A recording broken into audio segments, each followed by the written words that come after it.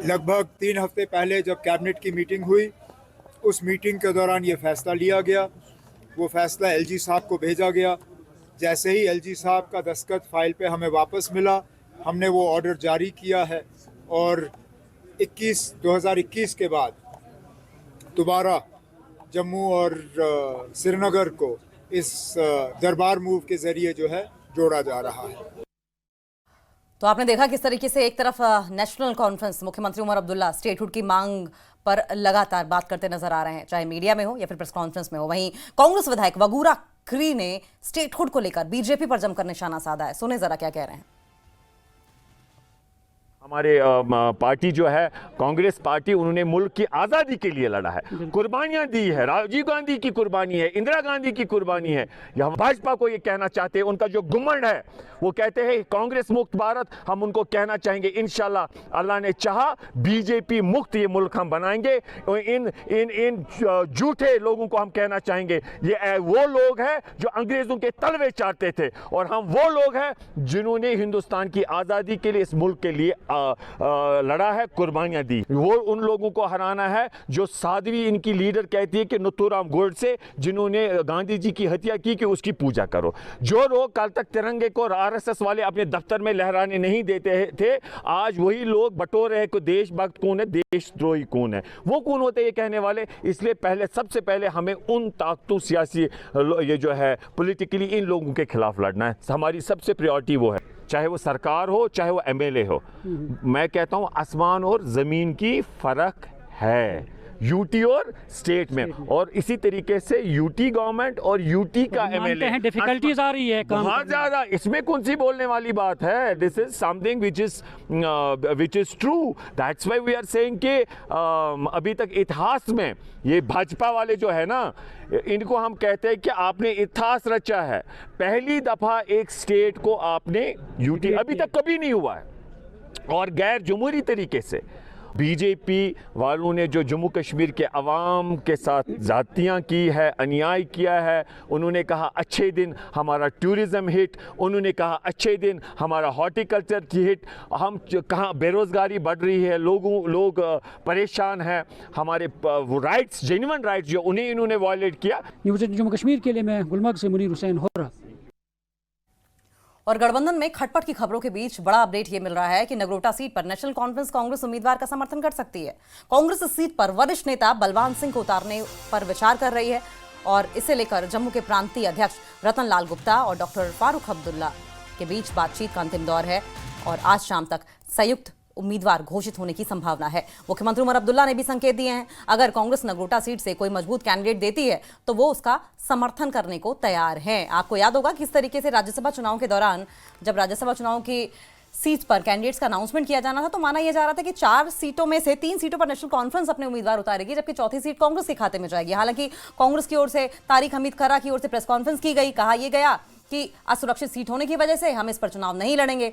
कहीं ना कहीं थोड़ा सा डिस्टेंट मूड दोनों ही पार्टियों का नजर आया, और ऐसे में अगर नगरोटा से कांग्रेस का कैंडिडेट उतारा जाता है तो एक बड़ा मैसेज देने की कोशिश की जाएगी नेशनल कॉन्फ्रेंस और कांग्रेस की ओर से कि दोनों ही पार्टियों के अलायंस के बीच में सब कुछ ठीक ठाक चल रहा है। दूसरा एक ऑप्शन यह भी हो सकता है कि संभवतः नेशनल कॉन्फ्रेंस डैमेज कंट्रोल करने की कोशिश कर रही हो, क्योंकि आपने देखा है किस तरीके से चाहे स्टेटहुड का मुद्दा हो या अलग स्टेट से जुड़े मसले हो, कांग्रेस और नेशनल कॉन्फ्रेंस भले ही मंजिल एक हो लेकिन राहें अलग अलग अपनाती नजर आई है। और ऐसे में माना यह जा रहा है कि गठबंधन में खटपट की खबरों के बीच बड़ा अपडेट यह है कि नगरोटा सीट पर नेशनल कॉन्फ्रेंस कांग्रेस के उम्मीदवार का समर्थन कर सकती है, यानी कि दोनों मिलकर नगरोटा सीट से चुनाव लड़ सकते हैं। और शाम तक माना जा रहा है कि कैंडिडेट के नाम का ऐलान भी हो जाएगा, और संभावित रूप से अगर देखा जाए तो इस सीट पर वरिष्ठ नेता बलवान सिंह को उतारने को लेकर विचार किया जा रहा है।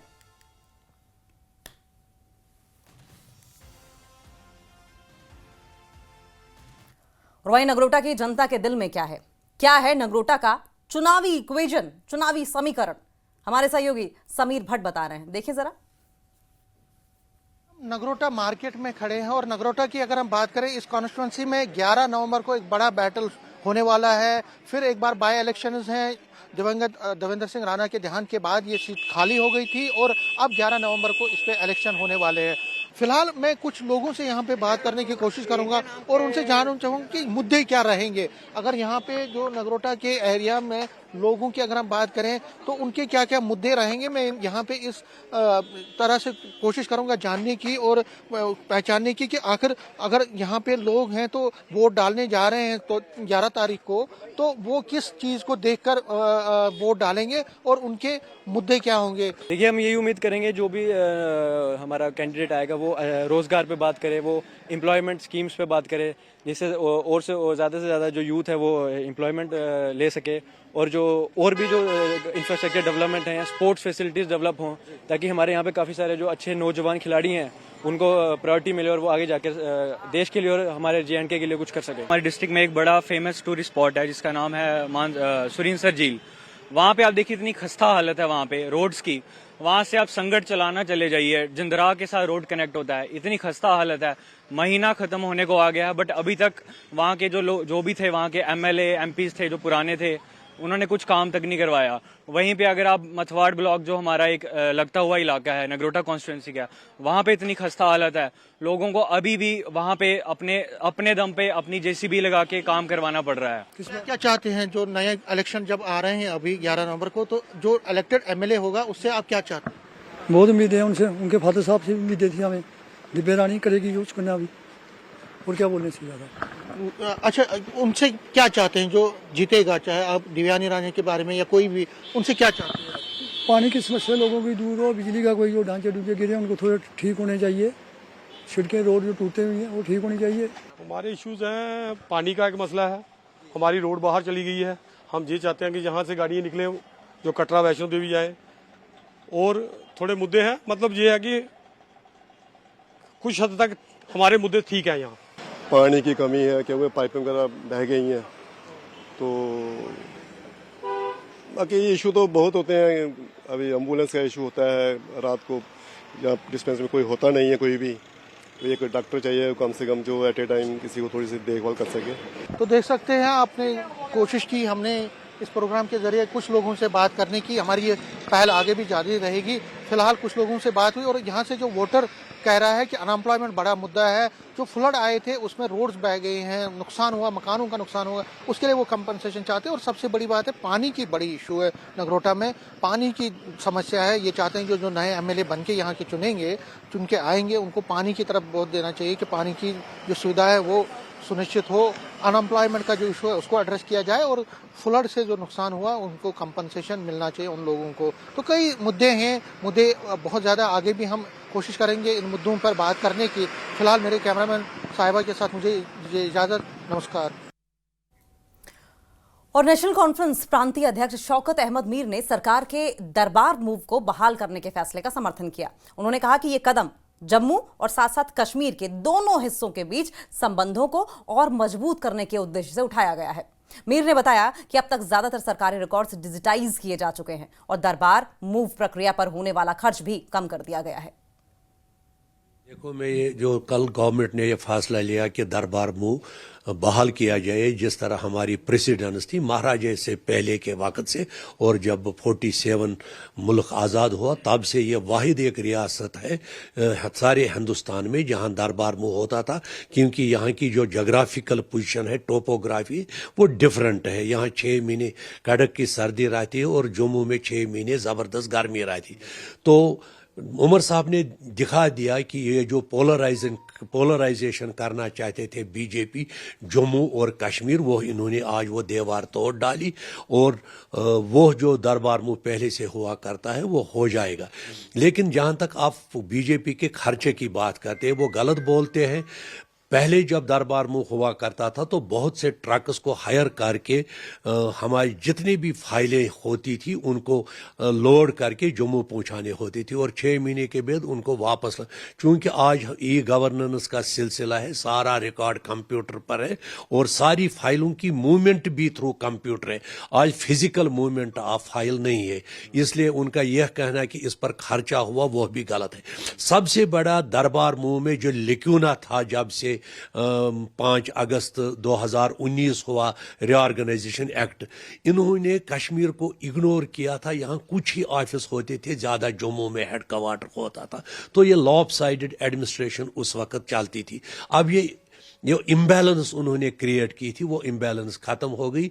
अब पूरे 6 महीने यहाँ दरबार मूव रहेगा, 6 महीने जम्मू में रहेगा, और इसमें जो कुछ ऑफिस है उनका कैंप होगा उधर। जब वहां से आना होगा यहाँ कैंप होना, तो मेरे ख्याल में यह रियासती जम्मू कश्मीर के 2 खत्तों को मिलाने का एक बहुत काम करेगा, जिनको बीच में दरार डाली है और बिल्कुल कम्युनल पोलराइजेशन हुई। ये एक बड़ी पार्टी है, बहुत स्टेक होल्डर्स है, तंजीम हर किसी से राय ले रही है, चाहे उसमें हमने कॉन्फिडेंशियली रिपोर्ट ले रहे हैं, चाहे हमारी ऑर्गेनाइजेशन है।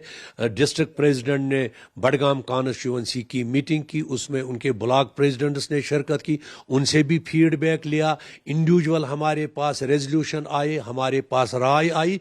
ये सारे इश्यूज को इकट्ठा करके इंशाअल्लाह रहमान आज तंजीम के जो सरबराह है उनके सामने इसको पेश किया जाएगा, और उम्मीद है कल 11 बजे तक बडगाम सीट और नागरोटा सीट को अनाउंस करेंगे कि नेशनल कॉन्फ्रेंस की तरफ से कौन होगा। और नागरोटा में या कांग्रेस को हम सपोर्ट करेंगे, अगर उनको ऑफर भी दी है उसका भी इंतजार है, तो वक्त पर इसका फैसला होगा।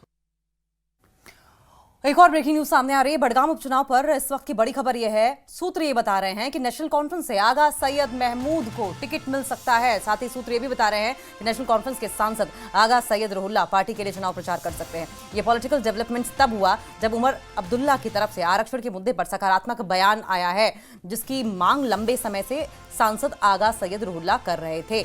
देखिए, अब खबर ये आ रही है कि नेशनल कॉन्फ्रेंस से आगा सैयद महमूद को टिकट मिल सकता है, और आगा सैयद महमूद पर आगा रुहुल्ला का भी भरोसा है, सूत्र ये भी कह रहे हैं। और साथ साथ आगा रुहुल्ला की अगर हम बात करें नेशनलाइजेशन के मुद्दे को लेकर, इस पर लगातार वो मांग करते रहे हैं। 2-3 बातें ऐसी थी जिनको लेकर वो नेशनल कॉन्फ्रेंस सरकार से रुष्ट नजर आ रहे थे, खफा नजर आ रहे थे, जिसमें डेवलपमेंट का मुद्दा था, जिसमें स्टेटहुड के रिस्टोरेशन का मुद्दा था, और एक मुद्दा ये था नेशनलाइजेशन का, जिसके तहत आपको बताएं कि आरक्षण दिया जाता है। और ऐसे में अगर आरक्षण की कैटेगरीज की बात की जाए तो जम्मू में कैटेगरी के लिहाज से अलग पॉपुलेशन है और कश्मीर में कैटेगरी के लिहाज से अलग पॉपुलेशन है। और आगा रुहुल्ला का ये मानना था कि अगर हम जम्मू में और कश्मीर में एक ही तरह की पॉलिसी लागू करेंगे तो आरक्षण का फायदा सबको नहीं हो पाएगा, और इसीलिए वो चाहते थे कि कुछ पॉइंट्स पर इसमें रैशनलाइजेशन करके ऐसा प्रावधान किया जाए कि इसका फायदा ज्यादा से ज्यादा लोगों को मिले। और यही वजह है कि इस पर वो अड़े हुए थे। और अब नेशनल कॉन्फ्रेंस की ओर से साफ तौर पर कह दिया गया है कि 4 से 5 दिनों में इसका खाका बनकर तैयार हो जाएगा, और इसी वजह से संभवतः आगा रुहुल्ला माने भी हैं। और ये जो कैंडिडेट उतारा जा रहा है, आपको बताएं सैयद महमूद, कहा जा रहा है कि आगा सैयद महमूद को टिकट दिया जा सकता है, और ये भी आगा रुहुल्ला के ही मनपसंद उम्मीदवार हैं। और यही वजह है कि अब बडगाम उपचुनाव में वो चुनाव प्रचार के लिए भी तैयार हो गए हैं।